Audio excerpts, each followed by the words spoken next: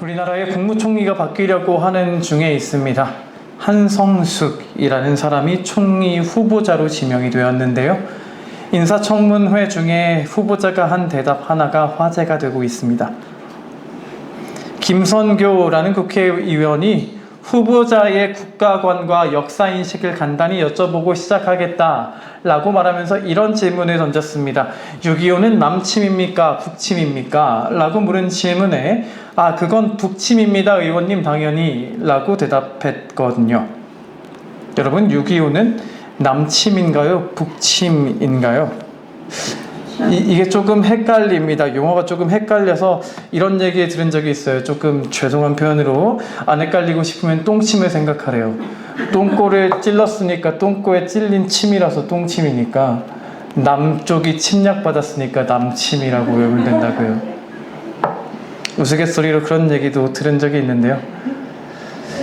남침이니 북침이니 뭐 안 쓰는 용어라서 헷갈릴 수는 있습니다. 우리같이 평범한 사람들은 말이죠. 그런데 국무총리라는 자리가 어떤 자리인가요? 우리나라에서 2인자라고 불러도 손색이 없는 자리입니다. 대통령 다음에 위치에 오를 사람인데 그 정도의 상식을 가지지 않은 사람, 그 정도 상식이 없다면 그것도 웃기다고 표현해야 할 거고요. 역사인식이 잘못되었다면, 만에 하나 그런 것이라면 그런 사람에게는 어떤 공직도 주지 말아야 한다는 게 우리의 기조가 되어야 할 것입니다. 오늘 우리 사회에는 6.25에 대한 역사인식 논란은 계속되고 있습니다. 최근에 전쟁기념관에 있었던 논란을 알고 계시나요? 6.25에 대해 교육하겠다, 호국보훈의 달을 맞아서 6.25를 교육하겠다고 하는데 6.25는 두 가지 시선이 있다면서 교육하겠다는 소리를 했어요. 이런 단어를 사용했습니다. 항미원조라고 말이에요. 항미원조라는 말이 무슨 뜻인가요? 미국이 한반도를 침략했기 때문에 침략한 미군을 쫓아내기 위해 조선을 도와주었다 라고 하는 중국의 논리입니다. 6.25는 그렇게 우리가 미군을 쫓아내기 위해 도와준 전쟁이다 라고 하는 항미원조라는 말을 만들어서 자신들의 침략을 정당화하고 있는데, 그 말을 전쟁기념관이라는 곳에서 6.25에 대해 교육한다면서 언급했단 말입니다. 도대체 무엇을 가르치겠다는 걸까요? 또한 여러분들께 말씀드린 대로 감사의 정원이라고 말하면서 22개국 참가국, 참전국의 그 용사들에게 감사의 마음을 표하겠다라고 하는 그 일을 여권이라고 하는 인사들이 대놓고 반대하는 일들이 있었음을 말씀도 드렸었지요. 서울시장으로 나왔던 후보는 자신이 시장이 되면 그걸 이전하든지 없애버리든지 둘 중에 하나를 하겠다는 소리를 했었고요. 지금 오늘 우리가 사는 이 나라 안에는 역사인식의 문제가 심각합니다. 우리나라를 불법 남침을 했고 지금도 군사적인 도발로 우리를 위협하는 북한이 주적이라고 대놓고 말하지도 못하고, 말하지 않으려 하는 사람들이 국회의원이 됩니다.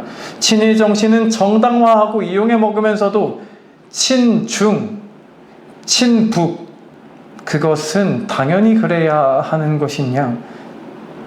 친일 정신은 그 사람들을 없애야 하는 것처럼, 그것을 청산하지 못해서 문제가 되는 것처럼 말하면서도 중국과 북한을 경계하고 멸공이라는 단어를 썼더니 운동선수 한 명을 언급하면서 대통령이 공개적인 자리에서 그 사람 어떻게 됐냐, 징계는 받았냐 라는 식으로 눈치를 주면서 멸공이라는 언급했다는 이유로 운동선수를 벌하려 합니다.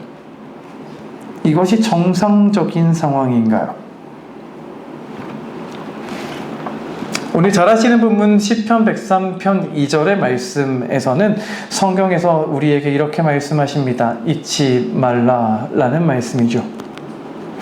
은택, 은혜와 덕택, 하나님께서 베푸신 그것을 잊지 말라는 말씀을 하시는데요. 성경 속엔 사실 잊지 말라는 말씀이 아주 많이 나옵니다. 여러분들이 잘 아시고 믿지 않는 사람들까지 잘 아는 그 출애굽이 사건이 있은 후에 어떻게 하셨죠? 그것을 자자손손 계속해서 잊지 말고 교육해야 한다고 말씀하셨고요. 그 홍해를 가르고서 나온 사건을 기념하기 위해서 노래를 지어 부르고, 요단강을 건넜을 때는 거기서 돌을 가져다가 돌 무더기를 세우면서 교육하고 기억하고 기억하게 만드셨습니다. 잊지 말라는 것이, 잊어버리면 안 된다는 것이 성경에 계속되는 하나님의 말씀입니다. 하나님은 잊어버리는 걸 싫어하시는 겁니다. 다른 것이 죄가 아니라 잊어버리는 것부터가 죄가 된다는 것이죠.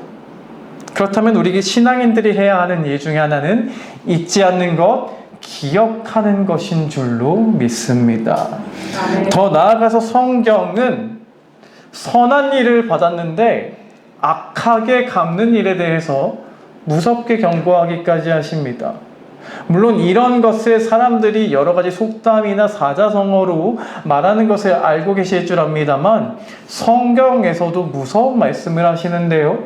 그 본문이 오늘 또 하나의 본문입니다. 잠언 17장 13절, 구약성경 929쪽을 같이 한번 펴보시겠습니다. 잠언 17장 13절, 잠언 17장 13절, 잠언 17장 13절, 구약성경 929쪽입니다. 17장 13절, 17장 13절 말씀 우리 한번 같은 목소리로 읽어보면 좋겠습니다. 읽습니다. 누구든지 악으로 선을 갚으면 악이 그 집을 떠나지 아니하리라. 아멘. 선으로 악을 갚으면 악이 그 집을 떠나지 않는다. 그렇다면 우리에게 가장 많은 도움을 주었다라고 누구보다 그 어떤 나라보다 말할 수 있는 미국을 향해서 우리가 악으로 갚으면 우리나라의 그 악으로 인해 저주가 떠나지 않게 하실 것입니다. 무서운 죄라는 것이죠. 우리는 6.25를 지난 주일에 맞습니다. 그리고 내일은 연평해전이 있었던 날입니다. 이렇게 계속되는 호국 보훈의 달이라고 말하고 역사 속에 아픔이 있는 이 주일에 다시 한번 우리에게 주신 은혜를 기억하려고 합니다. 다시 한번 이 시간을 통해 우리에게 주신 은혜를 잊지 않음으로 하나님 앞에서 기뻐하시는 모습을 보여드릴 수 있는 하나님의 사람이 다 되게 하시길 주님의 이름으로 축원드립니다. 그럼 첫 번째로 기억해야 할 역사를 좀 살펴봅니다. 6.25 속 기억해야 할 역사를 이 시간에 살펴보겠습니다. 첫 번째입니다. 6.25 속에 있는 기억해야 할 역사를 좀 살펴보겠습니다. 이 시간이 말씀을 듣는 시간이지만 우리에게 주신 은혜를 기억하기 위해 우리에게 있었던 역사를 잊지 않기 위해 가장 먼저 6.25 속에 있는 역사를 좀 함께 기억해 보겠습니다. 6.25는 잠깐 설명해서 될 만한 간단한 전쟁이 아닙니다. 1950년 6월 25일부터 1953년 7월 27일 정전협정에 이르기까지 그 긴 시간이 있었던 만큼이나 긴 이야기가 들어있지요. 그래서 그것을 조사하면서 또다시 여러 가지 방송과 자료를 살펴보았는데 그 방송에서의 패널이 그 이야기를, 우리 전쟁 이야기 들으면서 어떻게 그런 일이 있었지? 라고 놀라는 모습을 보면서 제 모습을 발견하면서도 한편으론 되게 이상하게 느껴지더라고요. 우리나라의 100년도 안 된 역사를 들으면서 진짜? 라고 놀라는 게 맞나? 하는 생각이 좀 들더라고요. 그래서 우리가 기억하고 공부해야 할 것이 참 많이 있습니다. 얼마나 많은 나라가 참전했었는지에 대한 것부터 그 수많은 나라들 중에서 미국에서는 178만 명이나 되는 군사가 와서 싸웠다는 것, 또 우리나라에 아직 살아계시는 참전 용사분들에 대해서도, 그리고 지금 여전히 살아계시는 세계의 참전 용사분들에 대해서도 우리는 기억하고 감사를 표해야 할 일들이 아주 많습니다. 하지만 오늘 여러분들과 함께 이 자리에서 여러분들이 잘 알지 못하셨을 만한 일들 3가지를 좀 들려드려 보려고 합니다. 이번 설교를 준비하면서 이런 건 기억해보면 좋겠다 라고 했던 조금 가슴 아픈 이야기와 또한 기쁜 이야기 3가지를 좀 들려드려 보려고 해요. 첫 번째로 최병덕이라는 사람을 기억해 보시면 좋을 것 같습니다. 첫 번째로 최병덕이라는 사람이 있습니다. 최병덕이라는 사람을 아시나요? 이 사람은 1950년 4월 10일 날 우리나라의 제4대 육군 참모총장이 되었던 사람입니다. 제4대 육군 참모총장이 되었던 최병덕이라는 사람이 했던 만행, 실수를 우리는 좀 기억해 볼 만합니다. 6.25라는 전쟁이 우리 군이 군사적으로 열세였다는 사실은 들어보셨을 줄 압니다. T-34 탱크와 여러 가지 무기를 지원받은 북한이 밀고 들어왔을 때 우리는 대단히 열악한 상황이었다라는 말 정도는 너무나 잘 들어 알고 있는데, 그런데 어쩌다가 우리나라가 겨우 3일 만에 서울까지 함락당하는 지경이 되었을까요? 이것에 대해 의문을 가져보신 적 있으신가요? 이것에 대해 단순히 무기의 차이라고 말하기도 합니다만 이 배경에 이 최병덕이라는 사람이 있었더라고요. 들어보신 적 있으신가요? 최병덕이라는 사람은요, 6.25가 발발하기 전에 불과 2주 전 6월 10일이었던 것으로 여기 적어놓지 않았는데 그렇게 기억하는데요. 그때 중요 요직을 포함한 대대적인 인사발령을 했다고 해요. 불과 2주 전에 전 후방에 있는 사단장과 연대급의 대대적인 인사발령이다라고 하는데, 이게 군대에 안 갔다 오신 분들은 이해가 잘 안 되실 수가 있는데, 가장 최고급 인사들을, 가장 중요한 인사들을 한 번에 대대적으로 발령해서 그 사람들이 혼란스럽게 바뀌는 과정 속에 있었다. 그것이 6.25에 있는 배경입니다. 그리고 거기에 더해서요, 6월 13일부터 6월 20일까지에는 전방의 부대와 후방의 부대가 위치를 교대하는 일을 했답니다. 그러는 바람에 6.25가 일어났을 때에는 지금 인사발령이 난 지가 얼마 안 됐으니까 여기에 사람들도 잘 모르고, 그리고 지형이 또 바뀌었으니까 서로 여기 지형이 어떤지 우리가 관할해야 되는 지형에 대해서도 아직 숙지가 되지 않은 상태에서 전쟁을 맞아야 했다는 거예요. 이것이 최병덕이라는 사람이 했던 일이고요. 그리고 게다가 우리나라에서는 1950년 6월 11일부터 북한이 언제 공격해 올지 모른다라고 하는 비상 경계령이 계속 걸렸었습니다. 계속 걸렸는데 경계를 걸어도 이게 어떤 일이 일어나지 않는 거예요. 북한이 공격해 오질 않는 겁니다. 그래가지고 6월 23일에 이 경계를 해제합니다. 그래서 여러분들이 잘 아시는 대로 24일에 외박과 휴가를 거의 전병력의 반인이 이만큼 나갔다 뭐 이런 일이 생기게 되는 건데, 그런데 아주 공교롭게도 비상경계령을 해제했던 23일이 김일성이 남침을 완료하고 대기시켰던, 결정했던 날이라고 표현되고요.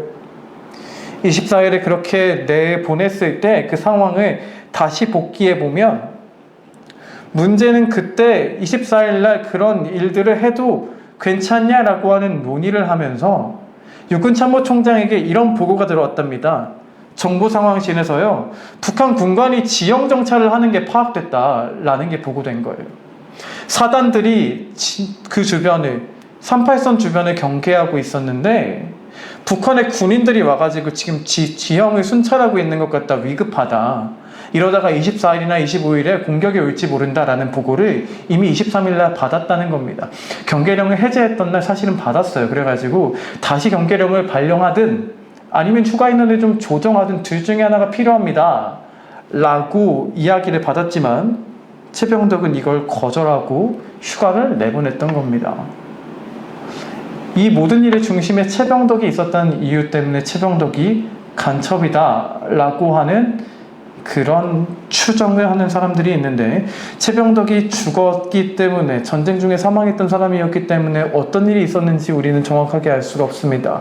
하나님만 아시겠죠. 그렇지만 적어도 우리나라의 경계태세가 완화되어 있었던 일의 중심에는 이 최병덕이라는 사람이 있었다라는 것만큼은 우리가 기억해야 할 역사 속의 하나의 이야기인 것 같습니다.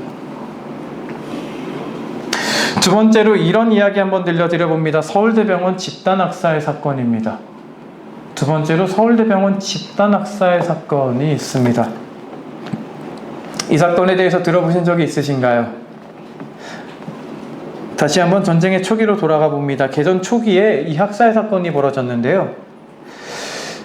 기습 남침으로 초기에 국군은 거의 맨몸으로 맞서다시피 했다라고 합니다.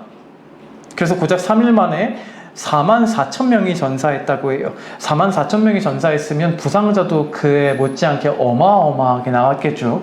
그 중에 의정부 전선에서 싸웠던 사람들, 그 수천 명의 부상자들이 가장 가까운 병원이었던 서울대병원으로 후송되었답니다. 근데 6월 28일 3일 만에 서울로 들어온 인민군이 그 병원을 기습했어요. 그래서 병원에 지키던 한 개의 소대가 열심히 싸웠지만 다 전사했고요. 그 병원으로 인민군이 들이닥쳤습니다.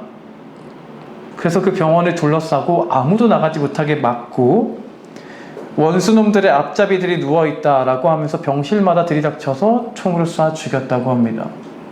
세계는 이미 제1차 대전이 제2차 대전을 겪으면서 포로를 어떻게 대해야 하는지, 싸울 수 없는 사람들에 대해서 우리가 인권적으로 어떻게 대해야 하는지를 정했던 시기였습니다. 그런데 인민군들은 인권을 존중하지 않은 채 싸울 수 없는 사람들을 무자비하게 학살하는 일을 벌였던 거예요. 그 당시 동참했던 인민군이 포로로 잡혀서 증언을 했는데요. 자신이 그렇게 부상당한 국군을 죽였던 이유는 단 하나였답니다. 저들이 공산주의의 적이기 때문에 죽였대요. 부상을 당했던 뭐든 상관없이 사상에 물들어 있던 사람들이 그저 사람들을 죽이는 일에, 학살하는 일에 동참했던 겁니다. 이 학살은 여기서 끝나지 않고 다음날에도 계속되었다고 합니다. 국군 부상병들을 한 곳에 모아놓고 총을 쏘고서 그것으로 부족했는지 수류탄까지 던져대며 시체를 망가뜨리는 일까지 했답니다. 그래놓고 시체를 쌓아놓고 계속해서 방치해 두어서 시체 썩은 내가 진동을 하고 비가 내려 시체가 다 불었답니다. 이 인면수심의 대학살 가운데 놀랍게도 서울대병원의 좌익 의사와 간호사들도 한 몫을 담당했다고 전해지는데요. 당시에 서울의대 부속 간호학교 학생이었던 박명자 씨의 증언이 있어요. 우리 명자 씨의 증언을 한번 좀 들어볼까요? 6월 28일 아침 9시 인민군이 병원으로 들이닥쳤다. 한 의사가 수술실 바닥에 있는 지하실로 의료진을 대피시켰지만 잠시 후 우리는 모두 끌려 나왔다. 우리를 끌고 나온 사람은 바로 우리를 지하실로 들어가게 했던 그 의사였다. 그는 따발총을 메고 있던 인민군 군의관과 악수를 나눴다. 그는 전쟁 전에 월북한 서울의대 교수였다. 해방 후 의대생 40%가 좌익이었다는 말이 현실로 드러났던 것이다. 차례로 쳐들어간 인민군은 중상을 입고 침대에 누워있는 국군 부상병들을 모조리 죽였고 이 와중에 민간인 환자들도 무고한 목숨을 잃었다. 몇몇 간호사와 의사들이 부상병들을 숨겨주었지만 인민군은 이잡듯 모두 끌어내 간호학교 담벼락이나 나무 밑에 줄줄이 세워놓고 모두 총살시켰다. 이것이 그 당시를 향한 증언입니다. 희생된 국군 장병들의 시신은 현재 서울대병원 후문 주차장 위치에 쌓여 있었다고 합니다. 그래서 그곳에는 1963년 7월 29일에 건립된 이름 모를 자유용사의 비라고 하는 비석이 세워져 있는데요. 이 학살 사건은 추정 희생자 규모가 1000여 명이고 확실하게 밝혀진 신원만 330명이 된다고 합니다. 그렇게 큰 사건입니다. 그런 큰 사건임에도 불구하고 이 사건이 정확하게 북한에 의한 집단 학살로 규정된 것이 언제인지 아십니까? 작년입니다. 전쟁이 지난 지 75년 만에 이 학살 사건이 정식 규정이 되었어요. 참 가슴 아픈 나라 아닌가요? 전쟁이 70년이 넘었는데 이제서야 이 학살 사건이 정식으로 규정되는, 그렇게 역사가 제대로 정립되지 않은 현실 속에 우리는 이런 가슴 아픈 사건을 기억해야 합니다. 여기에 더해서 조금 더 깊은 이야기를 좀 들어볼까요? 세 번째로 한 가지만 더 들려드리자면요. 통영상륙작전이라는 게 있습니다. 통영상륙작전. 통영상륙작전이라는 이 작전을 들어보신 적이 있으실까요? 이 작전은 우리에게 유명한 인천상륙작전 이전에 있었던 최초의 상륙작전이라 전해집니다. 여러분들이 잘 아시는 낙동강 방어선이라는 거 있죠? 낙동강 방어선이 언제 생겼는지 역사적으로 그 날짜를 어떻게 말하고 있는지 혹시 아십니까? 6월 25일에 시작된 전쟁이었는데 낙동강 방어선이 수립된 걸 8월 1일이라고 말합니다. 6월 25일에 38선에서 시작되었는데 낙동강까지 밀려가서 방어선이 생긴 게 8월 1일이라고 해요. 그러면 대략 며칠 정도가 지나냐면 약 38일 정도가 지난 날이 됩니다. 그렇게 빠른 시간 만에 낙동강까지 밀렸고 우리는 그곳에서 죽기 살기로 싸웠다라는 사실을 우리는 잘 알고 있죠. 왜 인민군이 낙동강 방어선을 잘 뚫을 수가 없었을까요? 사실 그냥 강 하나만 건너면 되는 거 아니었을까요?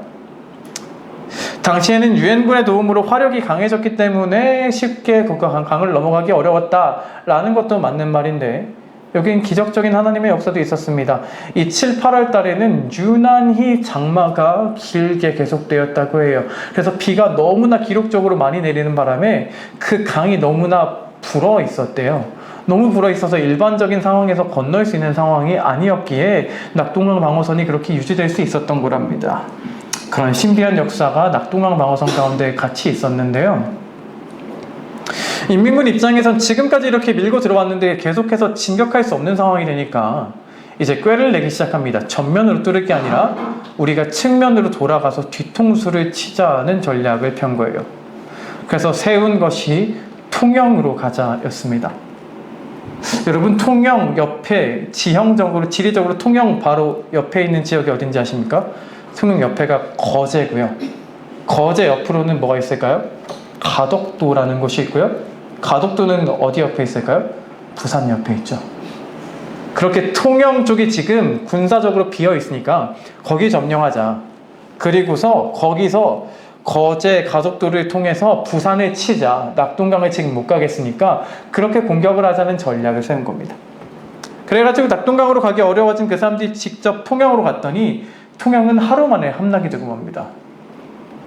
이 당시에 해군 본부는 김성은 중령이 이끄는 해병대에게 인민군이 지금 통영에서 거제로 넘어가려고 하고 있다. 거제로 가서 거제를 지켜라 라는 명령을 하는데요. 이 김성은 중령이 명령을 받고 가만 생각해보다가 방어할 게 아니다. 우리가 통영으로 들어가겠다라고 제안을 했고 그것을 허락받습니다. 그래서 통영으로 갔던 작전이 통영 상륙작전이에요. 이 작전을 조금 더 설명해 드려보자면 유엔의 도움 없이 스스로 단독으로 수행한 최초의 작전이라고 하는 이 작전이 어떻게 성공할 수 있었는지를 조금 더 생각해 보자면 이 작전을 한마디로 표현하면 이런 사자성어로 표현할 수가 있어요. 성동격서라는 말로 말이에요. 성동격서가 무슨 말이죠? 동쪽에서 소리내고 서쪽에 친다는 말이죠. 그 말처럼 동쪽에서 동쪽으로 가고 서쪽으로 가는 반대편에서 유인하고 또 반대편으로 기습하는 작전을 폈습니다. 당시에 해군 함정이 6척밖에 없었대요. 그런데 그 6척을 모두 이 김성은 중령이 통영항으로 보냅니다. 통영항으로 보내서 막 함포를 쏴대기 시작하는 거예요. 그러면 통영항으로 공격이 오니까 이곳으로 병력을 막 데려다가 방어를 하고 이쪽으로 올지 모른다. 좀 있으면 이쪽을 상륙하겠다라는 생각을 하겠죠. 그 사이에 통영항이 동쪽에 있었으면 반대편에 있었던 지역이 장평리라는 곳이라고 합니다. 완전히 반대쪽에 있었던 장평리 쪽으로 군대를 상륙시키는 그런 작전을 폈던 게 통영 상륙작전이래요. 근데 군인 함선을 다 통영항으로 보냈다면서요. 그러면 어떻게 장평리라는 곳으로 상륙해 갈 수 있었을까요? 거제에서 통영으로 이어지는 바다는 꽤나 거친 물살이 있는 바다라고 합니다. 그 물살이 있는 바다를 그냥 건널 수 있었던 것도 아니었고 배가 함정이 있는 것도 아니었던 그들은 민간 어선의 도움을 받아서 그것들을 빌려다가 그걸 타고 건너갔다고 해요. 방송에서 보여준 사진에는 모터도 달려있지 않은 배였는데 실제로는 어떤 배였는지까지는 모르겠습니다. 그런데 민간 배를 타고 그렇게 갔을 때 한 사람의 손실도 없이 병력의 손실이 전혀 없이 무사히 상륙작전에 성공할 수 있었답니다. 그렇게 성공한 해병대는 압도적인 승리를 거두고 통영을 탈취했다. 이것이 통영 상륙작전인데요. 해병대에서는 이 상륙작전을 상당히 크게 기념하고 기억하고 있다고 해요. 왜냐하면 이 김성은 부대는요, 인민군 469명을 학살하고 포로 83명을 잡으면서 이 상륙작전을 펼치는 동안 전사한 군인은 겨우 19명밖에 되지 않는 압도적인 승리를 거뒀었거든요. 그래서 최초의 상륙작전이자 너무나 성공적이었던 작전이다 라고 해서 이 작전을 기념한답니다. 이 작전을 지켜보았고 전투를 지켜보았던 종군 기자가 한 명 있었대요. 마가렛 히긴스라는 기자인데요. 이 전투 소식을 미국에 전하면서 이런 말을 썼답니다. 그들은 심지어 귀신도 잡을 사람들이다 라는 말이에요. 그래서 여기에서 우리가 잘 아는 귀신 잡는 해병대가 나온 거랍니다. 이 귀신 잡는 해병대라는 말이 통영상륙작전이라는 우리나라 최초의 작전에서 나온 거래요. 최초의 상륙작전. 이 당시에 해병대 지휘관이었던 김성은이라는 분은 상당히 또 유명한 능력 있는 분이셨더라고요. 나중에 박정희 정부 시절에는 제15대 국방부 장관이 되셨는데요. 재임 기간이 5년이셨답니다. 국방부 장관 중에 역대 장관 중에 가장 오랜 시간 동안 재임해 있었던 사람으로 그렇게 능력을 평가받는 훌륭한 분이시라고 합니다. 우리가 아는 6.25 가운데는 우리가 여전히 듣지 못했던 이야기들이 많다면 우리는 이 이야기들을 기억해야 합니다. 잊지 않는 일에 신앙인들이 앞장서야 합니다. 우리가 그 역사 속의 일들을 기억하는 것, 그리고 올바르게 평가하고 감사할 줄 아는 그 모습이 하나님이 기뻐하실 만한 모습이 되는 줄을 믿으시기 바랍니다. 그렇다면 이어서 두 번째로 6.25 속의 신앙의 사람들의 모습을 좀 기억해 보겠습니다. 6.25 속에 있는 신앙의 사람들, 우리가 신앙의 사람들이고 이 시간이 또한 설교 시간인 만큼 6.25 속에 있는 신앙의 사람들을 기억해 보겠습니다. 6.25 속에는 신앙의 사람들을 통해 이루신 일들이 많이 있습니다. 담임 목사가 되어서 여러분 앞에 서서 여러분들을 섬긴 횟수가 벌써 횟수로 5년째이기 때문에 6.25에 대한 설교를 전하는 것이 올해로 오늘로 4번째가 되는데요. 이 무렵에 설교를 전하면서 신앙적인 이야기들, 6.25 속에 있는 그런 이야기들을 전해드리려고 여러 가지로 찾아보고 말씀드렸던 이야기들을 혹시 기억하고 계실까요? 나라를 너무나 사랑하는 목사님의 아들이 제독이 되어서 백두산함이라는 걸 이끌고 6월 25일 날 부산 인근으로 왔었던 수송선을 침몰시켰었는데 그 수송선에는 북한의 특수부대가 타고 있었다라고 하는 우리나라 최초의 대한해협 전투, 승리를 거둔 최초의 전투에 대해서도 들려드린 적이 있었고요. 1950년 8월 16일에 낙동강 방어선을 지키기 위해서 외관이라는 대구 근처의 지역에 폭격을 하려고 하는데 아까도 말씀드렸다시피 장마가 너무 심해서 폭격을 할 수가 없는 상황이 되어서 이승만 대통령은 믿는 사람들에게 구국기도회를 열어야 한다라고 부탁했고 3일간의 구국기도회가 끝났을 때에 그 폭격하기로 했던 그 날짜에 날씨가 아주 화창하게 되어서 그 폭격을 성공할 수 있었다라고 하는 그 기도회와 관련된 일을 말씀드린 적도 있고요. 인천 상륙작전 뒤에는 부산 초량교회의 목회자와 장로들을 중심으로 모였던 회개운동이 있었다라고 하는 것, 인천 상륙작전을 마치고 9월 29일 날 서울을 수복했을 때 독실한 신자였던 메가더 장군은 그것을 기념하면서 자비로우신 하나님의 보호하심으로 서울을 되찾았다라고 말하며 감사와 영광을 올려드렸다라는 이야기를 전해드린 적도 있었습니다. 이런 여러 가지 이야기들이 있습니다만 오늘 여러분들이 또 잘 아시는 흥남 철수작전, 흥남에서 있었던 철수작전 뒤에 그 뒤에 있었던 신앙의 사람들에 대한 이야기를 좀 들려드려보려고 합니다. 잘 아시는 대로 중공군의 참전으로 밀려 내려오기 시작한 군인들, 그 중에 미군이 퇴각할 수 있는 유일한 길이었던 흥남을 통해 미군들이 철수할 때는 피난민들을 데려올 수 있는 상황이 아니었다는 것을 잘 알고 계시죠. 그런데 한국 측에서 자꾸 피난민들을 데려가야 된다는 이야기를 강경하게 하니까 그 작전의 책임자였던 미국의 사령관이 고심을 하고 있었답니다. 그 알몬드 장군이라고 하는 사람이 고민에 빠졌는데, 그 고민을 하던 중에 하루는 그 작전을 지휘하고 순찰하기 위해서 흥남항 주변을 비행기로 맴돌았던 일이 있었답니다. 비행기로 맴도는데 아래를 내려다보니까 흥남 앞바다가 까맣게 보이더래요. 어떻게 까맣게 보이나 하고 가만히 들여다봤더니 북한의 그 함경도에 겨울이 얼마나 추웠겠어요. 그 추운 함경도의 겨울에 사람들이 바다로 들어가서 미군 함정으로 가까이 자꾸 갔던 겁니다. 겨울 바다가 얼마나 추웠을까요? 얼마나 추웠는지 말도 못할 그 바닷물이 사람들의 허리까지 차오르는 그런 위치였는데, 사람들은 그 바다의 추위를 아랑곳하지 않고 한 발짝이라도 더 미군 함정에 가까이 가서 우리 좀 태워달라고 애원하려고 사람들이 모였는데, 그 모인 사람들 때문에 위에서 내려다보면 바다가 아니라 까만 모습만 보였다고 해요. 이 모습이 어떤 모습인지 상상이 잘 안 되지요. 주보 뒤편에 보면 사진을 좀 담아드렸는데요. 우리 좌은순 전도사님의 사진, 작년에 보았던 그 사진과 함께 오른편에 담아드린 사진이 당시에 피난민들이 모였던 사진이랍니다. 이렇게 사람들이 모여 있으니 위에서 내려다보니까 까맣게 바다가 보이더라는 거예요. 이 모습을 보고 알몬드 장군은 피난민을 데려가야겠다고 결정하게 되었다고 하는데요. 당시에 알몬드 장관의 부관이었던 알렉산더 헤이그라는 사람이 이렇게 상황을 회고합니다. 흥남철수의 가장 가슴 아픈 기억은 누군가가 나를 태워주기를 기다리면서 그 무시무시한 추위 속에서 심지어 허리까지 오는 바닷물 속에 서 있던 피난민들을 바라보았던 일이다. 만약 우리가 조금이라도 절대자이신 하나님의 존재를 믿는다면 그 불쌍한 사람들을 그 지옥 같은 상황에서 탈출시키는 일은 당연한 것이었다.